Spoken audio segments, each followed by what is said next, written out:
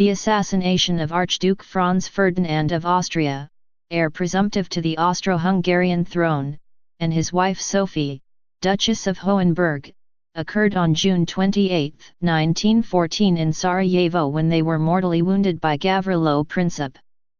Princip was one of a group of 6 assassins, 5 Serbs and 1 Bosniak, coordinated by Danilo Ilic, a Bosnian Serb and a member of the Black Hand Secret Society. The political objective of the assassination was to break off Austria-Hungary's South Slav provinces so they could be combined into a Yugoslavia. The assassins' motives were consistent with the movement that later became known as Young Bosnia. The assassination led directly to the First World War when Austria-Hungary subsequently issued an ultimatum to the Kingdom of Serbia, which was partially rejected. Austria-Hungary then declared war, triggering actions leading to war between most European states. In charge of these Serbian military conspirators was Chief of Serbian Military Intelligence Dragutin Dimitrijević, his right-hand man Major Vojislav Tankosic, and the spy Rade Malibovic. Tankosic armed the assassins with bombs and pistols and trained them. The assassins were given access to the same clandestine network of safe houses and agents that Malibovic used for the infiltration of weapons and operatives into Austria-Hungary. The assassins, the key members of the clandestine network, and the key Serbian military conspirators who were still alive were arrested, tried, convicted, and punished. Those who were arrested in Bosnia were tried in Sarajevo in October 1914.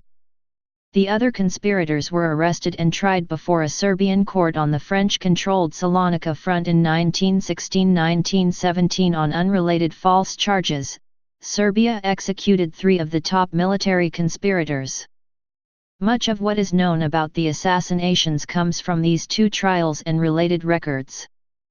Background: under the 1878 Treaty of Berlin, Austria-Hungary received the mandate to occupy and administer the Ottoman Vilayet of Bosnia, while the Ottoman Empire retained official sovereignty.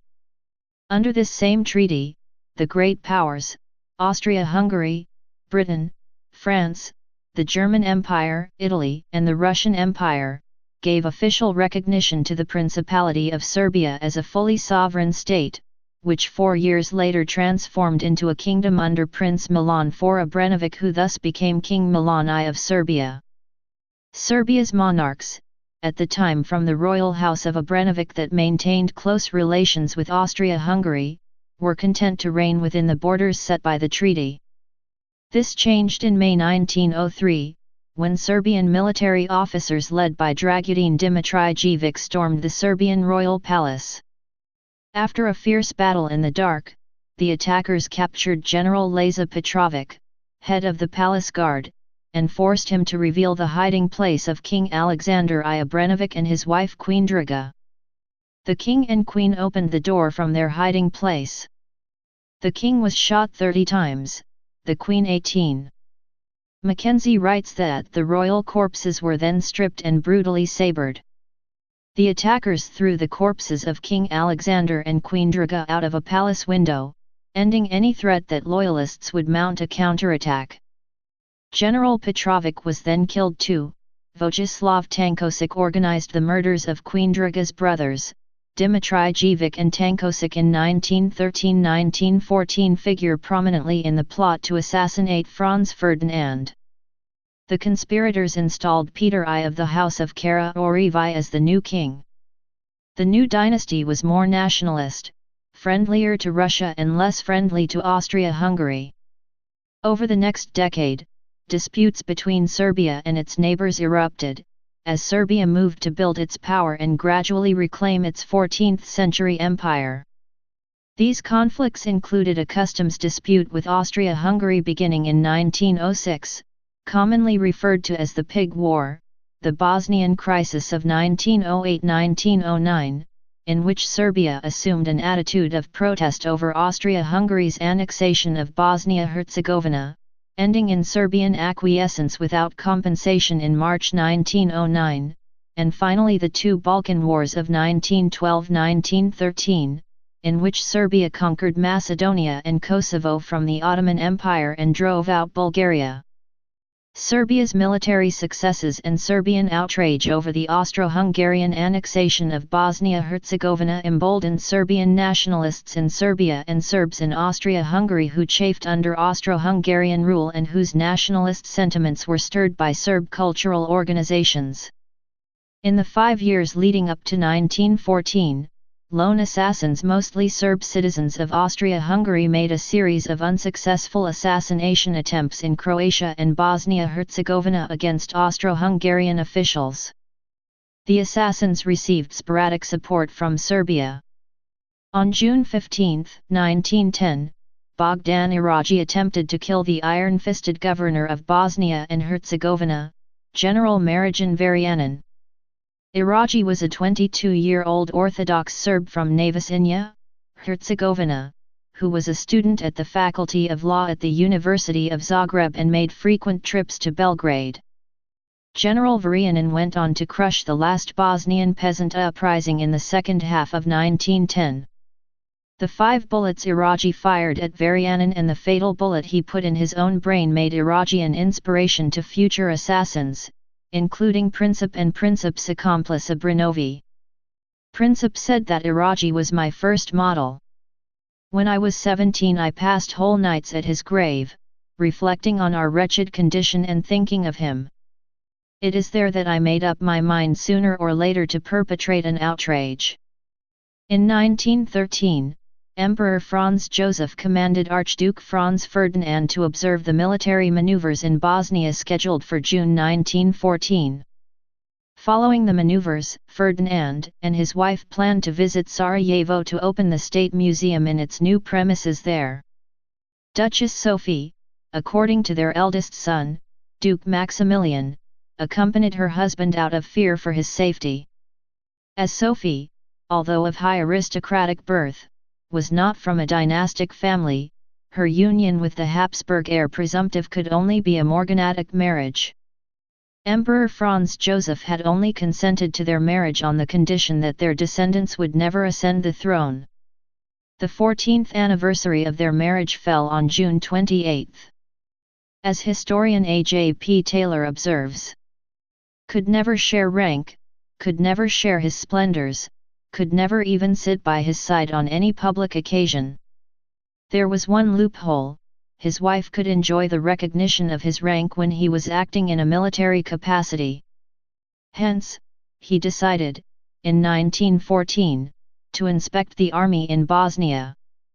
There, at its capital Sarajevo, the Archduke and his wife could ride in an open carriage side by side. Thus, for love, did the Archduke go to his death."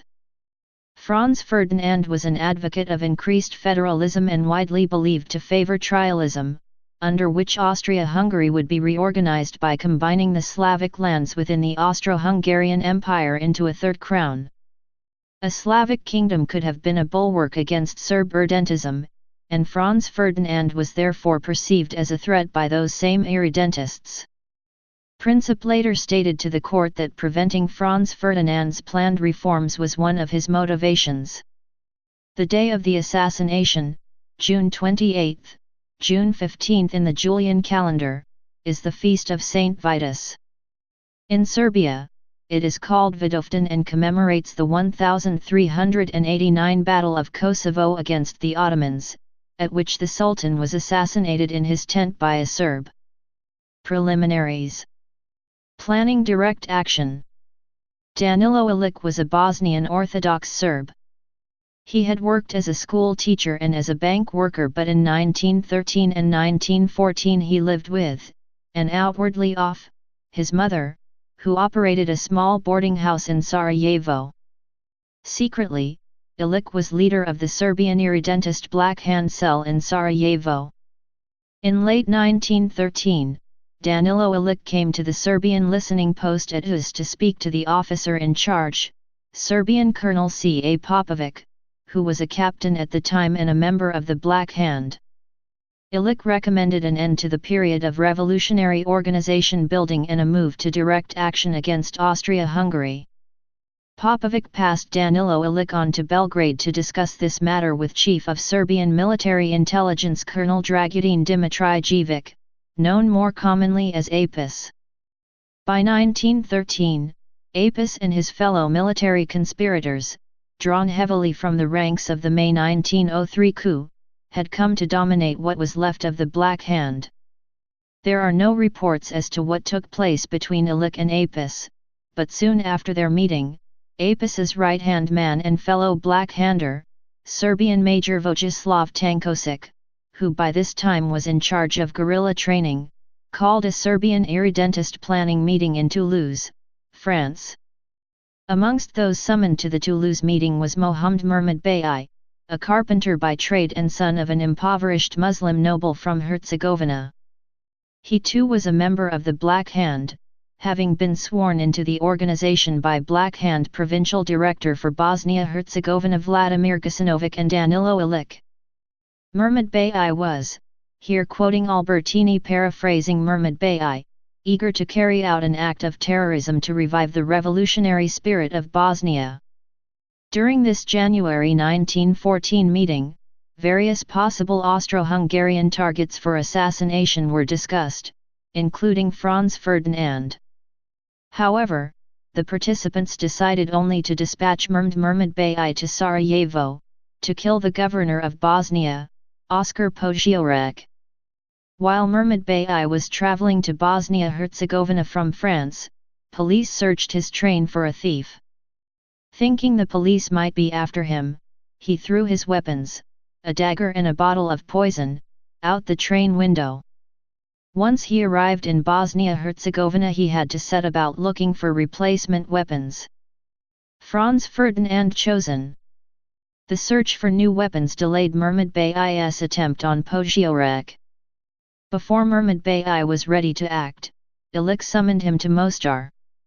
On March 26, 1914, Ilic informed Mehmed Bey that Belgrade had scrapped the mission to kill the governor.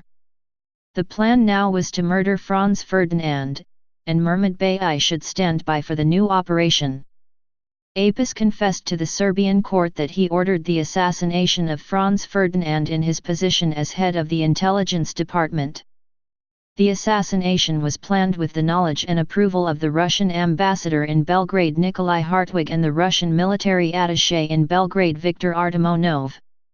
Ilic recruited the Serbian youths Vaso Ubrilovi and Kvjetko Popovic shortly after Easter, Orthodox Easter as given by Dedijer, April 19, 1914, for the assassination, as evidenced by the testimony of Ilic, Ubrilovi, and Popovic at the Sarajevo trial.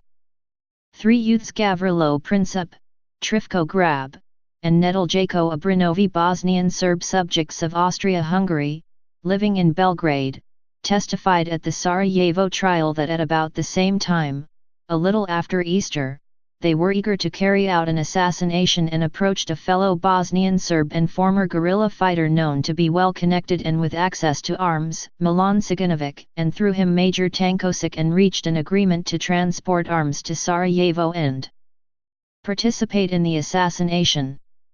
Agreement in principle was quickly reached, but delivery of the weapons was delayed for more than a month.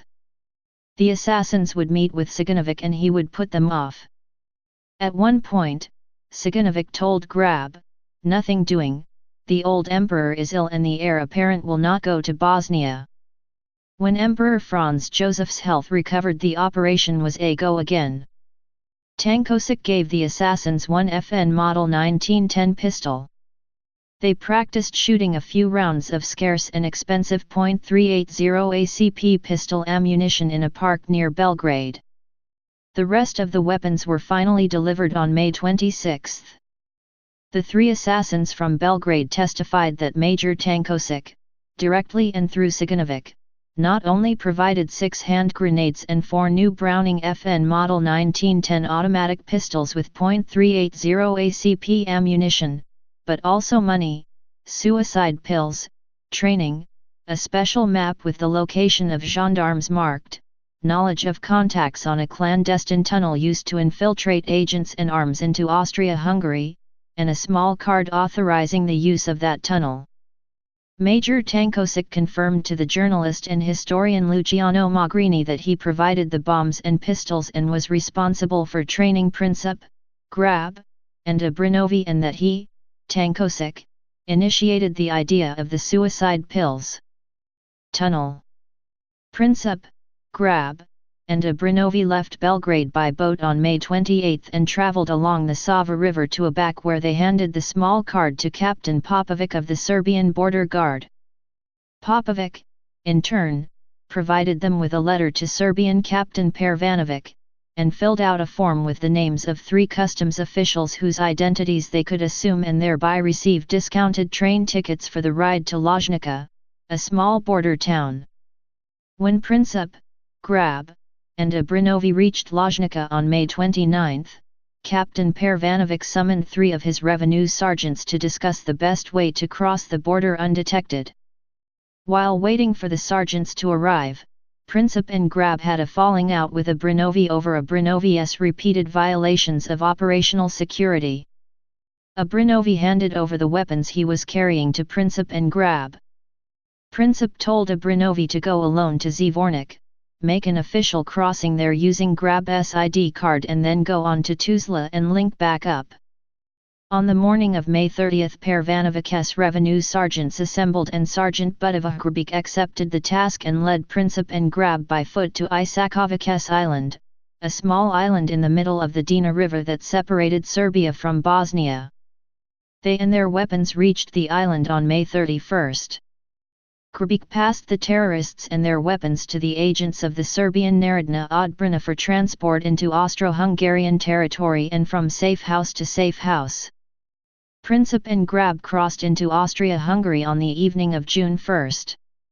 Princip and Grab and the weapons were passed from agent to agent until on June 3 they arrived in Tuzla.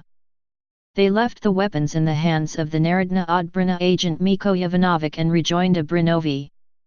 The Narodna Odbrana agents reported their activities to the Narodna Odbrana president, Boa Jankovic, who in turn reported to the then Serbian caretaker Prime Minister Nikola Pej.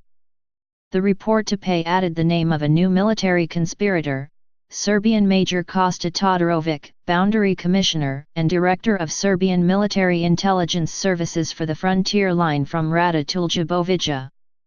Pej's handwritten notes from the briefing, estimated by Didiger to have taken place on June 5, included the nickname of one of the assassins, Trifko Grab, and also the name of Major Tankosik. The Austrians later captured the report, Pej's handwritten notes, and additional corroborating documents. Obrenovi's father was a Sarajevo police official. In Tuzla, Obrenovi bumped into one of his father's friends, Sarajevo police detective Ivan Vila, and struck up a conversation.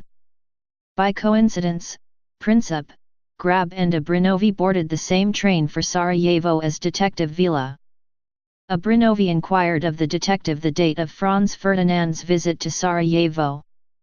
The next morning, Obrenovi passed on the news to his fellow assassins that the assassination would be on June 28.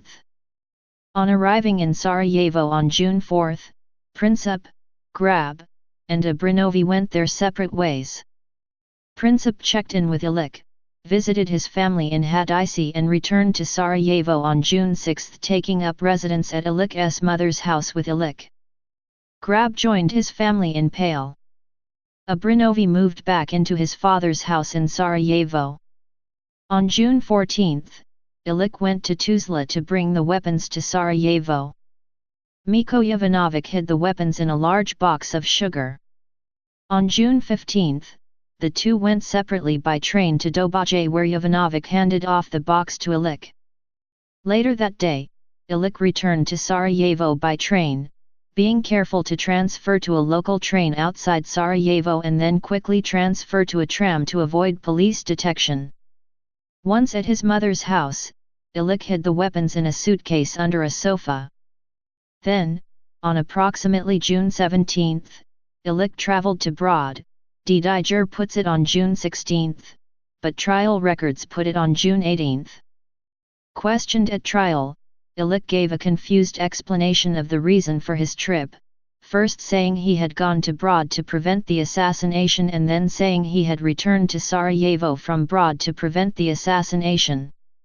Dedijer puts forward the thesis, citing Bogajevic, that Illich went to Brod to meet an emissary of Apis, Jarosarak, who had instructions to cancel the assassination, and then later Raid Malibabic was dispatched from Serbia to Sarajevo to reauthorize the assassination. Eve of the attacks. Illich began handing out the weapons on June 27. Until June 27 Illich had kept the identities of the assassins from Belgrade secret from those he had recruited locally and vice versa. Then, that night, as Mehmed Bey told Albertini, on the eve of the outrage Illich introduced me to Princip in a Sarajevo cafe with the words Mehmed Bey who tomorrow is to be with us. The three sent a postcard to Black Hand Provincial Director for Bosnia-Herzegovina Vladimir Gacinovic in France. The following morning, on June 28, 1914, Illich positioned the 6 assassins along the motorcade route. Illich walked the street, exhorting the assassins to bravery. Assassination. Motorcade.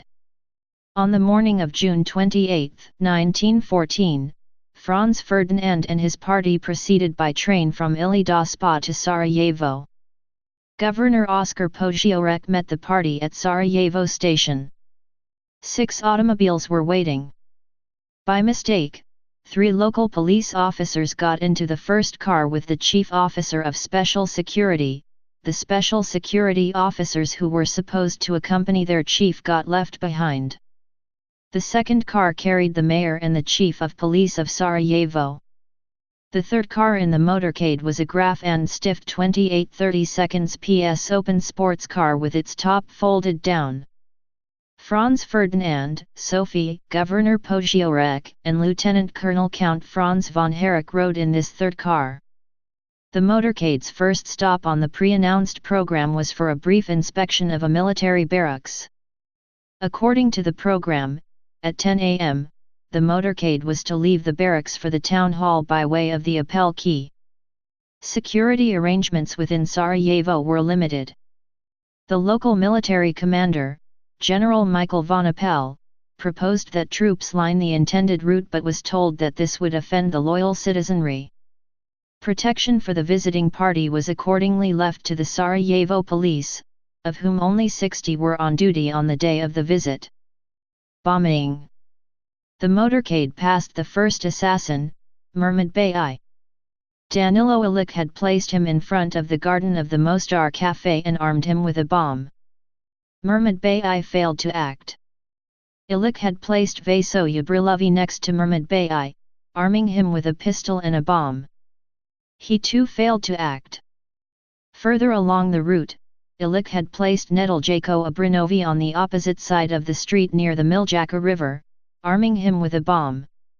At 10:10 a.m., Franz Ferdinand's car approached and Abrinovi threw his bomb.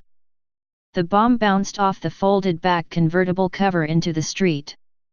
The bomb's timed detonator caused it to explode under the next car, putting that car out of action, leaving a 1-foot diameter, 0.30 m, 6.5 inch deep, 170 mm, crater, and wounding 16-20 people. Abrinovi swallowed his cyanide pill and jumped into the Miljacka River.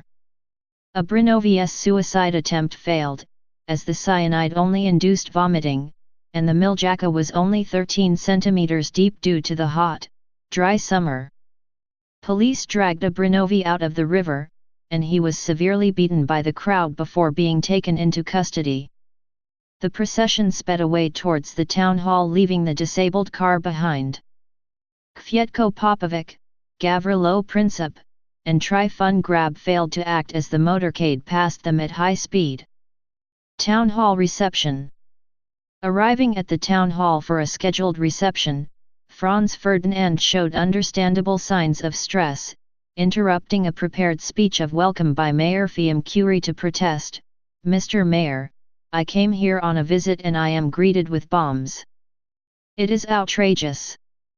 Duchess Sophie then whispered into Franz Ferdinand's ear, and after a pause, Franz Ferdinand said to the mayor, "Now you may speak." He then became calm and the mayor gave his speech. Franz Ferdinand had to wait as his own speech, still wet with blood from being in the damaged car, was brought to him. To the prepared text he added a few remarks about the day's events, thanking the people of Sarajevo for their ovations, as I see in them an expression of their joy at the failure of the attempt at assassination. Officials and members of the Archduke's party discussed what to do next. The Archduke's chamberlain, Baron Rumerskirch, proposed that the couple remain at the town hall until troops could be brought into the city to line the streets. Governor-General Oskar Potiorek vetoed this suggestion on the grounds that soldiers coming straight from maneuvers would not have the dress uniforms appropriate for such duties. "Do you think that Sarajevo is full of assassins?" he concluded. Franz Ferdinand and Sophie gave up their planned program in favor of visiting the wounded from the bombing, at the hospital. Count Herrick took up a protective position on the left-hand running board of Franz Ferdinand's car. This is confirmed by photographs of the scene outside the town hall. At 10:45 am, Franz Ferdinand and Sophie got back into the motorcade, once again in the third car. In order to avoid the city center, General Oskar Potiorek decided that the royal car should travel straight along the Apel Quay to the Sarajevo hospital. However, the driver, Leopold Loika, took a right turn into Franz Joseph Street. The reason for this is that Potiorek's aide Erich H. von Maritzi was in the hospital, and was therefore unable to give Loika the information about the change in plans and the driving route. The Sarajevo chief of police Edmund Gerdi, who had earlier repeatedly protested about the lack of security precautions for the visit, was asked to tell the drivers of the new route, but in the confusion and tensions of the moment neglected to do so. Fatal shooting. After learning that the first assassination attempt had been unsuccessful, Princip thought about a position to assassinate the Archduke on his return journey, and decided to move to a position in front of a nearby food shop, Schiller's Delicatessen, near the Latin Bridge. At this point the Archduke's motorcade turned off the Apel Quay, mistakenly following the original route which would have taken them to the National Museum. Governor Potiorek, who was sharing the second vehicle with the imperial couple, called out to the driver to reverse and take the key to the hospital. Driver Loika stopped the car close to where Princip was standing, prior to backing up. The latter stepped forward and fired 2 shots from a distance of about 1.5 meters, 5 feet, using a Belgian-made 9x17 mm, .380 ACP, Fabrique Nationale Model 1910 semi-automatic pistol. Pistol serial numbers 19074, 19075, 19120 and 19126 were supplied to the assassins. Princip used number 19074. According to Albertini, the first bullet wounded the Archduke in the jugular vein, the second inflicted an abdominal wound on the Duchess. Princip was immediately arrested. At his sentencing, Princip stated that his intention had been to kill Governor Potiorek, rather than Sophie. Both victims remained seated upright, but died while being driven to the governor's residence for medical treatment.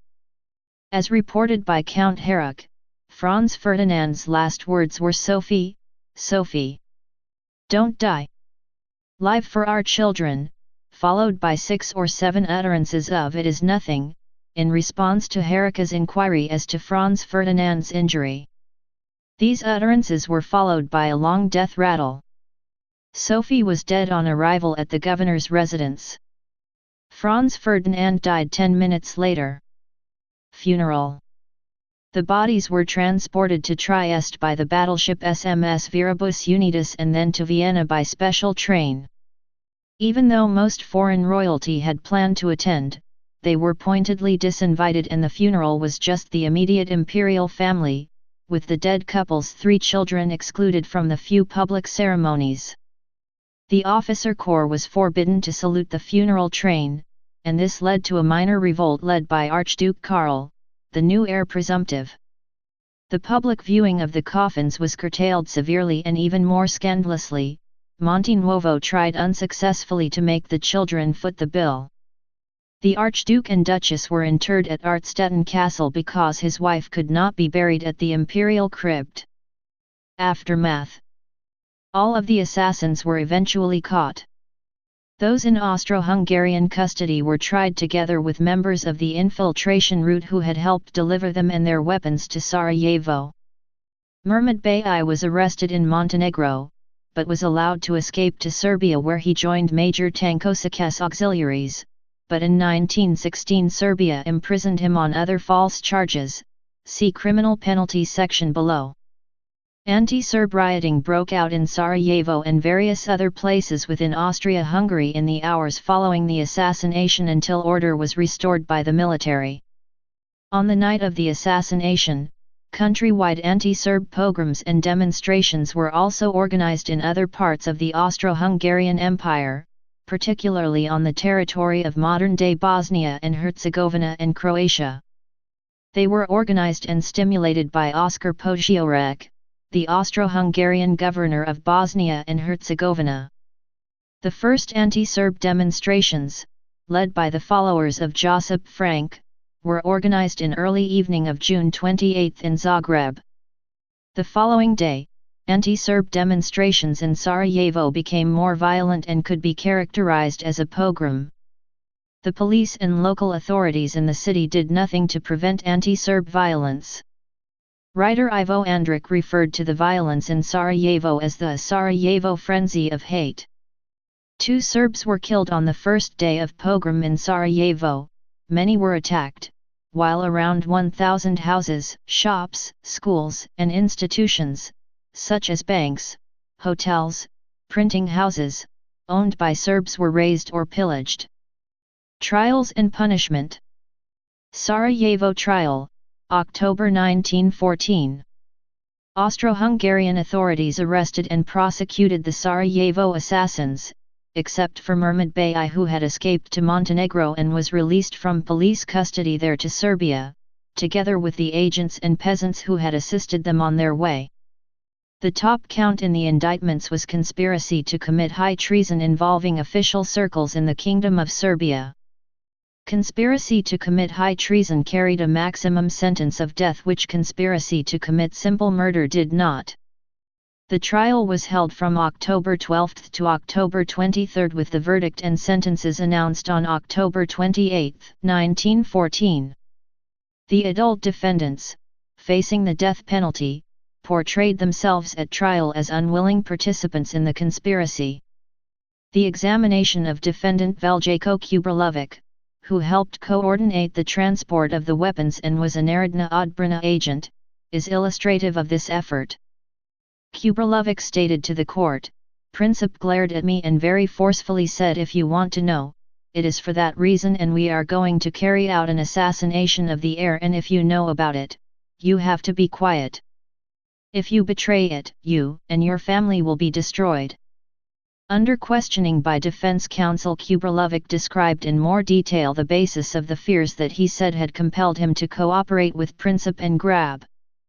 Kubrilovic explained that he was afraid a revolutionary organization capable of committing great atrocities stood behind Princip, and that he therefore feared his house would be destroyed and his family killed if he did not comply, and explained that he knew such an organization existed in Serbia, at least at one time.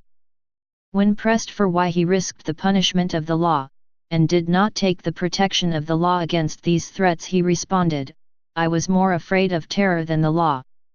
In order to refute the charge, the conspirators from Belgrade, who because of their youth did not face the death penalty, focused during the trial on putting blame on themselves and deflecting it from official Serbia, and modified their court testimony from their prior depositions accordingly. Princip stated under cross-examination, "I am a Yugoslav nationalist and I believe in unification of all South Slavs in whatever form of state, and that it be free of Austria." Princip was then asked how he intended to realize his goal and responded, "By means of terror." Kabrinovic, though, testified that the political views that motivated him to kill Franz Ferdinand were views held in the circles he traveled in within Serbia. The court did not believe the defendant's stories claiming to hold official Serbia blameless. The verdict ran, "The court regards it as proved by the evidence that both the Narodna Odbrana and military circles in the Kingdom of Serbia in charge of the espionage service, collaborated in the outrage." Prison terms, death sentences, and acquittals were as follows. Please subscribe and thanks for watching.